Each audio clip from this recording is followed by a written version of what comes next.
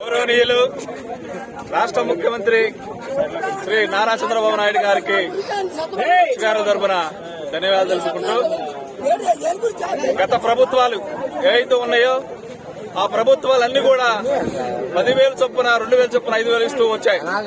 కానీ నేడు నారా చంద్రబాబు నాయుడు గారు మత్స్యకారులకి 20,000 మంజూరు చేయడం, 20 మత్స్యకారు భరోసా 20,000 చేయడం ఎంతో ఆనందకరంగా ఉంది.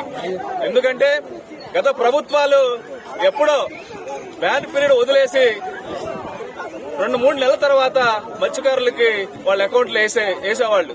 కానీ ఇప్పుడు ప్రభుత్వం మత్స్యకారుల భరోసా ఎప్పుడనేదంటే మత్స్యకారులు ఏటకెళ్ల పరిస్థితుల్లో ఈ 2 నెలలు ఖాళీగా ఉంటారు కాబట్టి వాళ్ళకి అవకాశం వచ్చినటువంటి ఇంటి ఖర్చులు జరగక పిల్లలు పెద్దలు అంతా ఇబ్బంది పడే టైము ఈ 2 నెలలు బ్యాన్ పీరియడ్ కాబట్టి ఈ పీరియడ్ లోనే మత్స్యకారులకి చూడటువంటి కొంత సొమ్మును వాళ్ళకి భరోసా ఇస్తే ఆ కుటుంబాలు ఈ 2 నెలలు హ్యాపీగా పిల్లలతో బాగా ఉంటారని నారా చంద్రబాబు గారు ఆలోచించి ఈ నిర్ణయం తీసుకోవడం చాలా ఆనందదాయకంగా ఉంది.